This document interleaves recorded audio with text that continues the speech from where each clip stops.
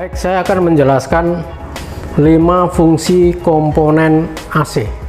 Yang pertama adalah kompresor. Kebetulan yang saya pegang ini adalah kompresor dari Fujicool. Ya, ini adalah sebuah jantung daripada AC. Tanpa jantung, dia tidak bisa bersirkulasi. Jadi fungsi utamanya adalah mensirkulasikan. Jadi kompresor ini terdiri dari 2 bagian, bodinya, kompresor itu sendiri, kemudian magnet clamp. Ini yang bergerak, yang terhubung dengan V-bel. Ya, ketika dia bekerja, maka ini akan mensirkulasikan refrigen R134. Ya, dari kompresor kemudian nanti ke kondensor, kemudian dari kondensor ke receiver kemudian masuk expansion valve, kemudian akan masuk evaporator dan dihisap lagi oleh kompresor. Itu yang saya katakan jantungnya AC. Ya, itulah kerja dari komponen kompresor. Baik, saya akan menjelaskan komponen yang kedua. Ini yang disebut kondensor. Yang dari tadi kompresor mengkompresikan refrigen ya dalam temperatur yang tinggi sekitar 70 derajat Celcius dengan tekanan 15 kg per cm persegi. Kemudian akan dikompresikan masuk ke kondensor. Ya, dari kondensor itu temperaturnya didinginkan. Ya, di temperaturnya didinginkan kurang lebih bisa turun 10%. Dari 70 derajat menjadi 60 derajat. Kenapa mesti didinginkan? Agar supaya refrigen R134 yang fase gas menjadi fase cair. Tapi kadang-kadang ini kurang mampu. Oleh karena itu dilengkapi dengan extra fan. Nah, ini tujuannya adalah agar supaya pendinginan menjadi sempurna. Jadi R134 yang berbentuk berfase gas lebih sempurna menjadi fase cair. Nah, demikian untuk penjelasan saya tentang kondensor. Baik, saya akan menjelaskan tentang komponen yang ketiga. Ini yang disebut receiver. Kemudian ini juga dilengkapi dengan pressure switch. Ya, receiver ini berfungsi untuk menampung sementara refrigen yang berfase cair tadi masuk ke sini. Receiver ini sebagai difilter. Ya, jadi kotoran-kotoran tadi ada masuk di sini. Di dalamnya ada filter. Kemudian ada udara-udara yang masih tersisa di dalam sistem AC akan diserap dengan namanya yang disebut silikagel atau disikan. Itu di dalamnya ada disikannya. Kemudian yang ketiga fungsinya adalah merubah fase gas, fase cair sempurna. Jadi dari fase gas yang belum sempurna jadi fase cair dari kondensor tadi akan dimasukkan di sini, kemudian fase cairnya yang akan keluar dari receiver menuju expansion valve.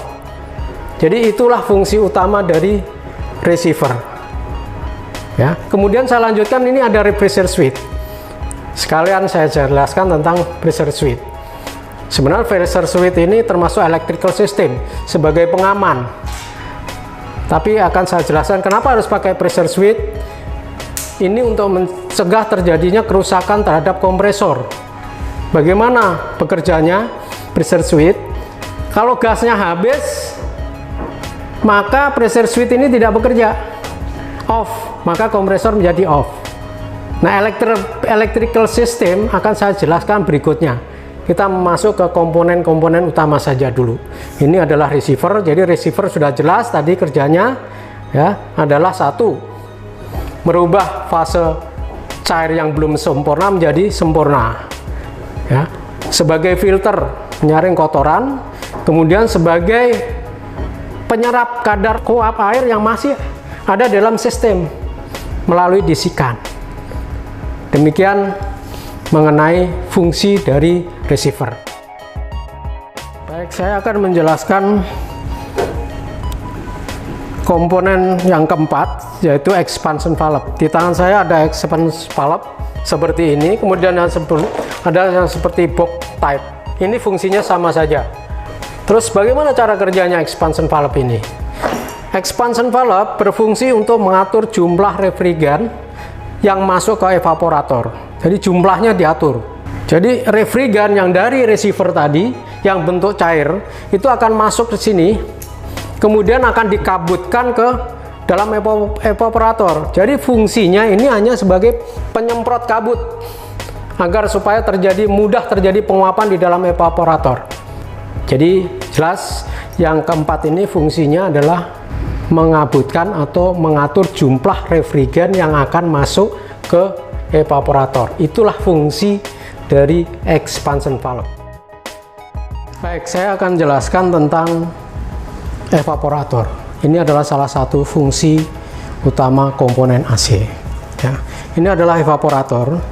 Evaporator ini tugasnya adalah menerima refrigeran yang dikabutkan dari expansion valve. Ini expansion valve ya di sini. Jadi dari kompresor, kondensor, masuk receiver, kemudian masuk expansion valve, kemudian dia dikabutkan di evaporator ini. Fungsinya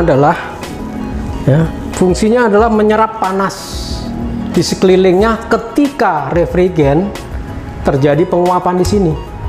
Jadi sesuatu yang menguap itu akan menyerap panas di sekelilingnya ya.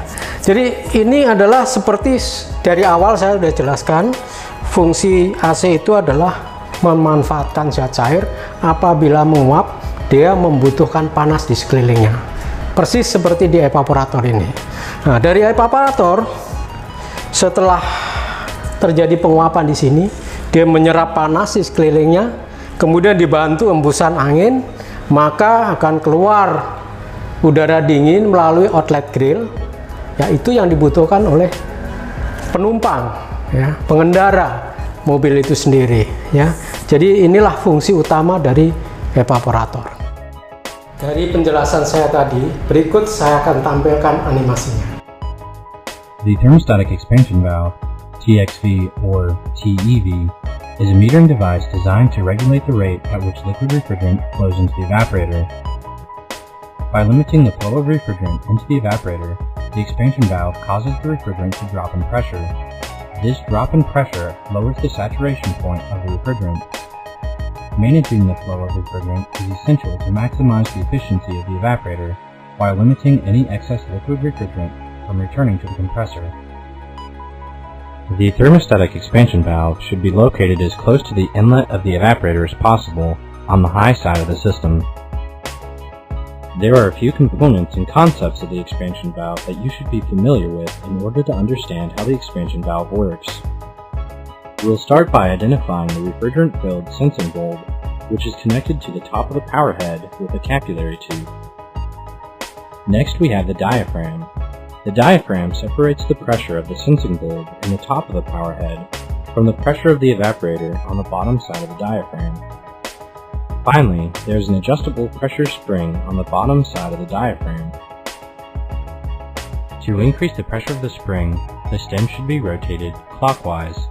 To decrease the pressure of the spring, the stem should be rotated counterclockwise.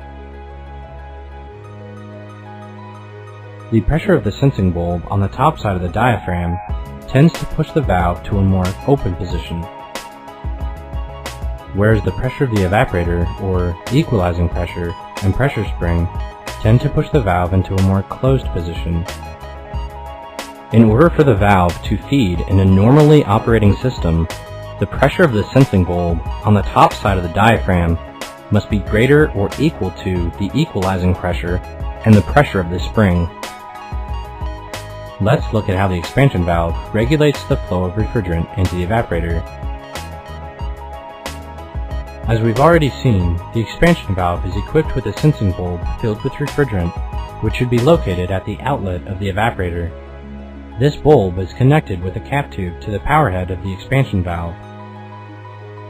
As the temperature at the outlet of the evaporator rises, so does the pressure of the gas within the bulb and the top side of the diaphragm.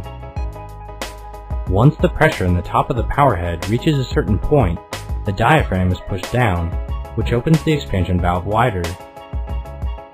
This allows more liquid refrigerant to be fed into the evaporator. As the temperature at the outlet of the evaporator begins to decrease, so does the pressure within the sensing bulb and the top of the power head. When the pressure above the diaphragm in the power head decreases to a certain point, the valve retracts and the flow of refrigerant is reduced. Fungsi kondensor adalah sebagai pembuang panas atau biasa disebut dengan heat exchanger. Pada pipa inlet warna merah terlihat gas freon bertekanan tinggi yang berasal dari kompresor masuk ke dalam kondensor, dan fungsi fan adalah untuk meniup panas dari tekanan freon tersebut. Setelah itu freon akan masuk ke dalam pipa tabung receiver dan keluar melalui pipa inlet warna biru menuju ke ekspansi valve dengan freon berbentuk cair. Dari sistem AC yang saya jelaskan dari awal sampai akhir, maka akan saya tampilkan animasinya.